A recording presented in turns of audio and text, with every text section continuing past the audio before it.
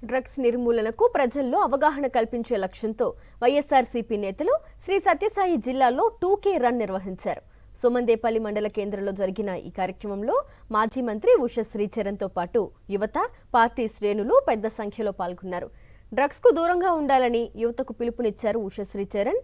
రాష్ట్రంలో డ్రగ్స్ సరఫరాను అరికట్టడంలో కూటమి ప్రభుత్వం విఫలమైందని ఆరోపించారు. పెనుకొండ నియోజకవర్గంలో డ్రగ్స్ సరఫరా అవుతున్నా మంత్రి సవిత పట్టించుకోవడం లేదని విమర్శించారు. ఎక్కడెక్కడ గంజాయి సరఫరా అనేది అవుతుందో దయచేసి డ్రగ్స్ కానీ ఆల్కహాల్ కానీ యువతులందరూ కూడా బానిసనవుతున్నారు. కాబట్టి ఖచ్చితంగా గంజాయి పైన అరికట్టాలి అని మేము ముఖ్యమంత్రి గారిని విన్నవించుకుంటున్నాం. అదేవిధంగా ఈ పెనుగొండ నియోజకవర్గంలో ఒక మంత్రి ఉంటూ కూడా ఇక్కడ గంజాయి సరఫరా జరుగుతూ ఉంది అంటే నిజంగా చాలా బాధాకరంగా ఉంది. ఎందుకంటే ఆమెనే ఒకసారి మాట్లాడింది మనం చూసాం.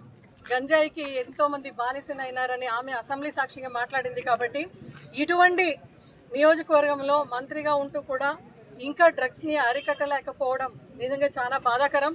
దీనిపైన ఇమ్మీడియట్గా అధికారులు అయితే ఏమి, అదేవిధంగా అధికార యంత్రాంగం కూడా దిగొచ్చి దీనిపైన దృష్టి సారాలి. మరిన్ని అప్డేట్స్ కోసం ఛానల్ ను సబ్స్క్రైబ్ చేయండి. నోటిఫికేషన్స్ కోసం బెల్ ఐకాన్ పై క్లిక్ చేయండి.